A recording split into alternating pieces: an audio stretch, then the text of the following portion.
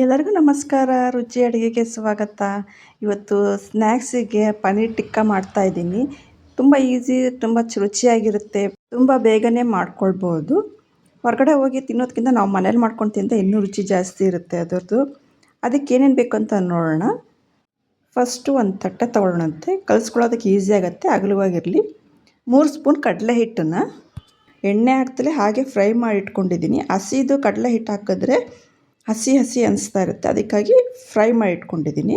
ಮಸಾಲೆ ಪೌಡ್ರ್ಗಳನ್ನ ಆ್ಯಡ್ ಮಾಡ್ಕೊಳ್ಳೋಣ. ಅರ್ಧ ಚಮಚ ಧನಿಯಾ ಪುಡಿ, ಅರ್ಧ ಚಮಚ ಜೀರಿಗೆ ಪುಡಿ, 1/4 ಚಮಚ ಮೆಣಸಿನ್ಕಾಳು ಪುಡಿ, 1/4 ಚಮಚ ಗರಂ ಮಸಾಲ, 1/4 ಚಮಚ ಸೋಂಪಿನ ಕಾಳು ಪುಡಿ, 2 ಚಮಚ ಅಚ್ಚ ಖಾರದ ಪುಡಿ, ರುಚಿಗೆ ತಕ್ಕಷ್ಟು ಉಪ್ಪು, ಚಾಟ್ ಮಸಾಲ ಅರ್ಧ ಚಮಚ, 1/4 ಚಮಚ ಅರಿಶಿನ ಎಲ್ಲದನ್ನು ಹಾಕಿ ಚೆನ್ನಾಗಿ ಮಿಕ್ಸ್ ಮಾಡ್ಕೊಳ್ಳೋಣಂತೆ ಫಸ್ಟ್.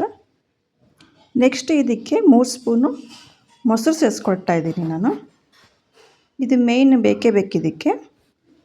ಇದನ್ನೆಲ್ಲ ಚೆನ್ನಾಗಿ ಸ್ವಲ್ಪ ಮಿಕ್ಸ್ ಮಾಡ್ಕೊಳ್ಳೋಣಂತೆ. ಇವಾಗ ಇದಕ್ಕೆ ನೀರು ಸೇರಿಸ್ಕೊಳ್ಳೋಣ. ಸ್ವಲ್ಪ ನೀರು ಸೇರಿಸ್ಕೊಂಡು ಚೆನ್ನಾಗಿ ಕಲಿಸ್ಕೊಳ್ಳೋಣ. ತುಂಬ ನೀರು ಮಾಡ್ಕೊಳ್ಬೇಡಿ, ಮೀಡಿಯಮ್ ಹದ ಇರಬೇಕು ನೋಡಿ. ಇಷ್ಟು ಇದ್ದರೆ ಸಾಕು. ಇವಾಗ ಪನ್ನೀರ್ ಆ್ಯಡ್ ಮಾಡ್ಕೊಳ್ಳೋಣ. ಪನ್ನೀರನ್ನ ಈ ಥರ ಕಟ್ ಮಾಡ್ಕೊಂಡಿದ್ದೀನಿ ನಾನು, ಕ್ಯೂಬ್ ಸೈಜಲ್ಲಿ. ದಪ್ಪ ಇದ್ದರೆ ಮ್ಯಾರಿನೇಟ್ ಮಾಡೋಕ್ಕೆ ಚೆನ್ನಾಗಾಗತ್ತೆ ಅಂತ ನೋಡಿ. ಈ ಥರ ಎಲ್ಲ ಪನ್ನೀರ್ ಕ್ಯೂಬ್ಸಿಗೂ ಹಚ್ಚಿ ಸೈಡಲ್ಲಿ ಇಟ್ಕೊಂಬಿಡಿ. ನೀಟಾಗಿ ಕೋಟ್ ಆದರೆ ಚೆನ್ನಾಗಾಗತ್ತೆ. ನಾನು ಎಲ್ಲದನ್ನಕ್ಕೂ ಹಚ್ಚಿ ಇಟ್ಕೊಂಡಿದ್ದೀನಿ. ಇವಾಗ ನಾನು ಈರುಳ್ಳಿನ ಕ್ಯೂಬ್ ರೀತಿ ಕಟ್ ಮಾಡಿ ಇಟ್ಕೊಂಡಿದ್ದೀನಿ. ಇದನ್ನು ಮ್ಯಾರಿನೇಟ್ ಮಾಡಿ ಇಟ್ಕೊಳ್ಳೋಣಂತೆ. ಪನ್ನೀರ್ ಟಿಕ್ಕಾಗೆ ಹಾಕೋಕ್ಕೆ ಚೆನ್ನಾಗಾಗುತ್ತೆ ಇದನ್ನು. ನೆಕ್ಸ್ಟು ಕ್ಯಾಪ್ಸಿಕಮ್ ತೊಗೊಳ್ಳೋಣ. ಕ್ಯಾಪ್ಸಿಕಮನ್ನು ಕೂಡ ಕ್ಯೂಬ್ಸ್ ರೀತಿ ಕಟ್ ಮಾಡಿ ಇಟ್ಕೊಂಡಿದ್ದೀನಿ. ಇದಕ್ಕೂ ಮ್ಯಾರಿನೇಟ್ ಮಾಡ್ತಾಯಿದ್ದೀನಿ. ಇವಾಗ ಎಲ್ಲದಕ್ಕೂ ಮ್ಯಾರಿನೇಟ್ ಮಾಡಾಗಿದೆ. ಈರುಳ್ಳಿ, ಕ್ಯಾಪ್ಸಿಕಮ್ಮು, ಪನ್ನೀರು ಎಲ್ಲದೂ ಆಗಿದೆ, ರೆಡಿಯಾಗಿದೆ ಇದು. ಇವಾಗ ಇದನ್ನು ಮ್ಯಾರಿನೇಟ್ ಮಾಡಿದ್ದು ಅದೆಲ್ಲ ಉಪ್ಪು ಖಾರ ಎಲ್ಲ ಹಿಡಿಬೇಕಲ್ವ, ಹಾಗಾಗಿ ಅರ್ಧ ಗಂಟೆ ಹೀಗೆ ತಟ್ಟೆ ಮುಚ್ಚಿ ಇಟ್ಬಿಡೋಣಂತೆ. ಇದನ್ನು ಫ್ರಿಜ್ಜಲ್ಲಾದರೂ ಸೆಟ್ ಹಾಕಿ ಇಡ್ಬೋದು ಅಥವಾ ಹೊರಗಡೆನೂ ಇಡ್ಬೋದು, ಏನೂ ತೊಂದರೆ ಇಲ್ಲ. ಅರ್ಧ ಗಂಟೆ ಆಗಿದೆ, ತೆಗೆದು ನೋಡ್ತಾ ಇದ್ದೀನಿ ನಾನು. ಫ್ರಿಜ್ಜಲ್ಲಿ ಇಟ್ಟಿದ್ದೆ ನಾನು ನೋಡಿ, ಚೆನ್ನಾಗಿ ಸೆಟ್ಟಾಗಿದೆ. ಹಾಗೇನೂ ಇಡ್ಬೋದು, ಏನೂ ತೊಂದರೆ ಇಲ್ಲ, ಚೆನ್ನಾಗೇ ಆಗುತ್ತೆ ಸೆಟ್ಟು. ನೆಕ್ಸ್ಟ್ ಈ ಥರ ಕಡ್ಡಿ ತೊಗೊಂಡಿದ್ದೀನಿ ನಾನು. ಇದನ್ನು ನೀರಲ್ಲೇ ನೆನೆಸಿಟ್ಟಿದ್ದೆ ಒಂದು 10 ನಿಮಿಷ. ಯಾಕಂದರೆ ನಾವು ಫ್ರೈ ಮಾಡಬೇಕಾದ್ರೆ ಹಾಗೆ ಡ್ರೈದು ಹಾಕಿದ್ರೆ ಹೊಡೆದೋಗುತ್ತೆ ಕಡ್ಡಿ. ನೆಕ್ಸ್ಟು ಇದಕ್ಕೆ ನಾವು ಮ್ಯಾರಿನೇಟ್ ಮಾಡಿಟ್ಟಿದ್ದೀವಲ್ಲ, ಅದನ್ನು ಒಂದೊಂದಾಗಿ ಸಿಗಿಸ್ಕೊಳ್ಳೋಣಂತೆ. ಫಸ್ಟ್ ಈರುಳ್ಳಿ, ಕ್ಯಾಪ್ಸಿಕಮ್ ಹಾಕ್ಕೊಂಡಿದ್ದೀನಿ.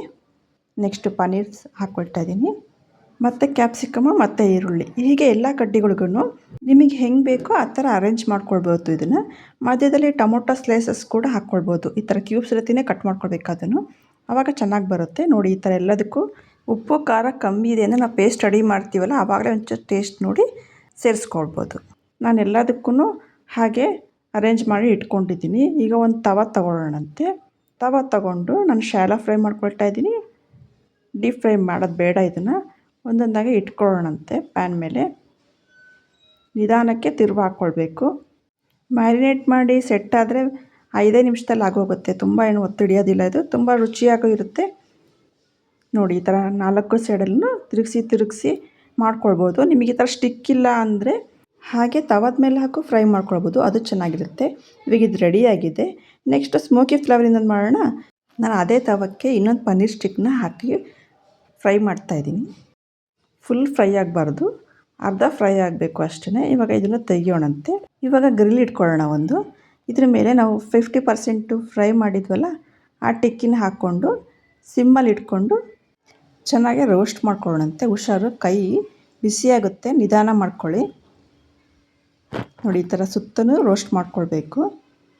ಕಡ್ಡಿ ಉದ್ದನೆ ತೊಗೊಂಡ್ರೆ ಏನೂ ಆಗೋದಿಲ್ಲ, ಚಿಕ್ಕ ಕಡ್ಡಿ ತೊಗೊಂಡ್ರೆ ಕೈ ಸುಡುತ್ತೆ ನೋಡಿ. ಈ ಥರ ಮಾಡ್ಕೊಳ್ಳಿ ನಿಧಾನಕ್ಕೆ ನೋಡಿ. ಆಗಲೇ ಸ್ಮೋಕಿ ಫ್ಲೇವರ್ ಬರ್ತಾಯಿದೆ, ರೋಸ್ಟ್ ಆಗ್ತಾಯಿದೆ. ಈ ಥರ ಬರುತ್ತೆ, ಚೆನ್ನಾಗಿರುತ್ತೆ ಇದನ್ನು ಟೇಸ್ಟ್ ಕೂಡ.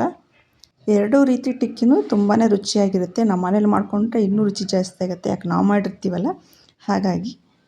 ನೋಡಿ ಇದು ಆಲ್ಮೋಸ್ಟ್ ಆಗ್ತಾ ಬಂತು ನೋಡಿ. ಇವಾಗ ಇದು ರೆಡಿ ಇದೆ. ಪ್ಲೇಟಿಗೆ ಹಾಕ್ಕೊಂಡು ಸರ್ವ್ ಮಾಡೋಣಂತೆ. ನಾನು ಹೇಗೆ ಮಾಡಿದ್ದೀನಿ ಅಂತ ನಿಮಗೆ ತೋರಿಸ್ತೀನಿ. ನಾನು ಗ್ರೀನ್ ಚಟ್ನಿ ಸಲಾಡ್ ಜೊತೆ ಇದನ್ನು ಸರ್ವ್ ಮಾಡ್ತಾಯಿದ್ದೀನಿ. ಗ್ರೀನ್ ಚಟ್ನಿ ಇದಕ್ಕೆ ಒಳ್ಳೆ ಕಾಂಬಿನೇಷನ್ನು. ನೋಡೋದ್ರಲ್ಲ ತುಂಬ ಈಸಿಯಾಗಿ ಮನೆಯಲ್ಲೇ ಮಾಡ್ಕೋಬಹುದಾದಂಥ ಪನ್ನೀರ್ ಟಿಕ್ಕಾ ರೆಸಿಪಿನ. ನಿಮಗೆ ಹೇಗೆ ಅನ್ನಿಸ್ತು ಈ ರೆಸಿಪಿ? ಇಷ್ಟ ಆಗಿದ್ರೆ ಶೇರ್ ಮಾಡಿ, ಲೈಕ್ ಮಾಡಿ, ಕಮೆಂಟ್ ಮಾಡಿ.